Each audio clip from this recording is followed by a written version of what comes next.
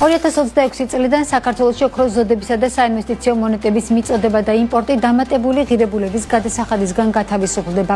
აღნიშნულ საგადასახადო კოდექსში შესული ცვლილებები ითვალისწინებს საკანონმდებლო ინიციატივის ავტორია ფინანსთა სამინისტრო.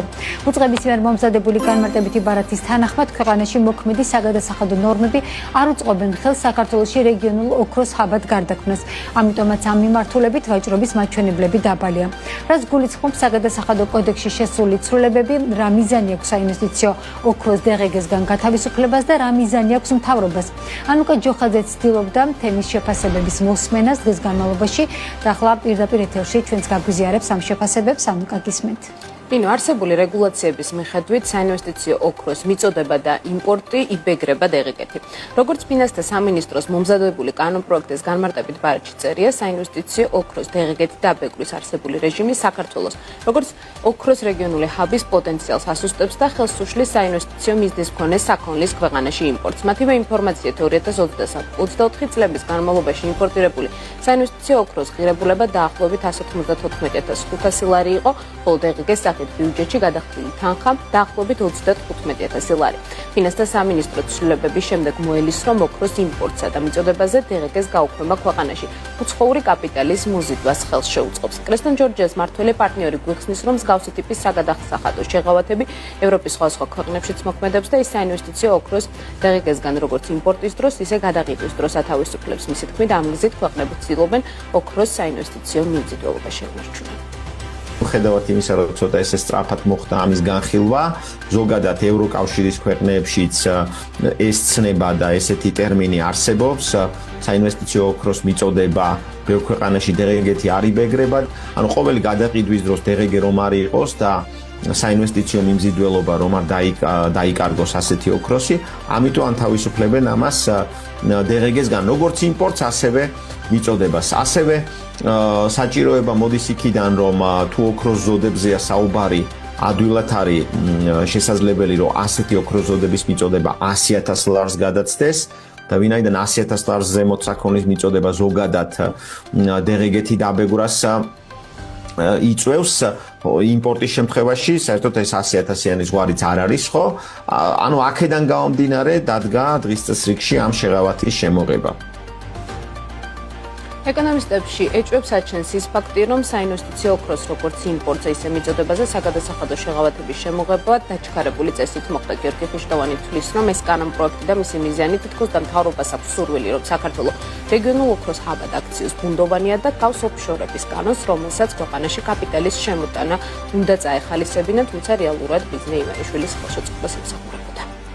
იმპორტზე დღგ-ს გაუქმება. ანუ ვიღაცებს უნდა მივცეთ შესაძლებლობა შეიძინონ საქართველოში, შეიძინონ ოქრო, ან შემოიტანონ ოქრო ქვეყანაში და არ გადაიხადონ გადასახადი. აი, ვის შეიძლება ჰქონდეს დღეს საქართველოში, და წარმოვიდგინოთ ის რესურსი, რომ ესეთი საინვესტიციო ოქროში ჩადოს ფული და ეძებდეს გარემოს და ამაში უშლიდეს მას დღ. არაფერი ამას საფუძვლად არ ჰქონდა აქამდე და როგორ გახდა უცბად საქართველოს, ესე ვთქვათ, ოქროს ჰაბი, მე ვერ ხვდები პრეცედენტი, ხო, ეს ოფშორების კანონი არის კარგი პრეცედენტი, როდესაც იგივე ტექსტით, რომ საქართველოში უნდა გახდეს ეს რაღაც ფინანსური ინვესტიციების მოზიდვის, ესე ვთქვათ, ადრესატი, ამ мотивაციით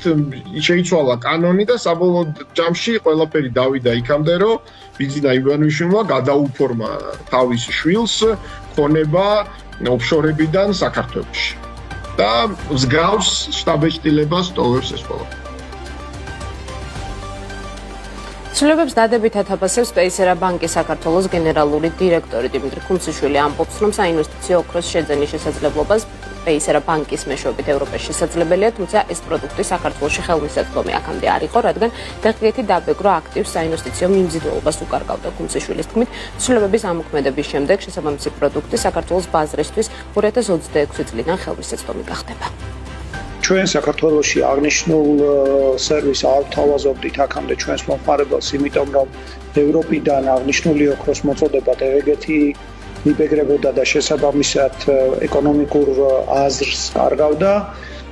დღეს, როდესაც მთავრობამ მიიღო ეს გადაწყვეტილება, ვფიქრობთ, რომ უახლოეს მომავალში დავნერგავთ ამ პროდუქტს და შესაბამისად ჩვენ მომხმარებელს უკვე ექნება შესაძლებლობა აღნიშნული პროდუქტის სარგებლობის. თვითონ პროდუქტის შინაარსი ესეთია, რომ მას მომხმარებელს შეუძლია შეიძინოს ოქროს მონეტა ან ზოდი. ამის შემდეგ მას აქვს შესაძლებლობა, რომ ეს ოქროს მონეტა ან ზოდი დატოვოს ბანკის საცავში ან მითითებულ მისამართზე უკვე მიუტანოთ ჩვენ საკურიერო მომსახურებით. ვფიქრობ, რომ საკმაოდ მოთხოვნადი სერვისია. ფინანსთა სამინისტროს მიერ წარმოდგენილი კანონი უკვე მიღებულია, სადაც განმარტებულია ისიც, თუ რა არის საინვესტიციო ოქრო, რომლის დეფინიცია ეროვნულ კანონმდებლობაში აქამდე არ იყო. საინვესტიციო ოქრო არის ოქროს ზოდი ან ფირფიტა და არანაკლებ 995,000 სინჯით, აგრეთვე ოქროს მონეტა, რომელიც დამზადებულია არანაკლებ 900,000 სინჯის ოქროსგან, გამოშვებულია 1800 წლის შემდეგ და გამოიყენებოდა ფულად საგადახდო საშუალებად გამოშვების ქვეყანაში. საინვესტიციო ოქროს სტატუსის დადგენის დამატებითი კრიტერიუმები და წესი, აგრეთვე იმ ოქროს მონეტების სია, რომლებიც აკმაყოფილებენ საინვესტიციო ოქროს კრიტერიუმებს, განისაზღვრება უკვე საქართველოს ფინანსთა მინისტრის ბრძანებით. მადლობა ანუკა, რა შესაძლებლობებს ქმნის და რა კითხვებს ტოვებს საინვესტიციო ოქროს ზოდებისა და მონეტებზე დღეს გაუქმება ანუკა ჯოხაძემ გადაცემა.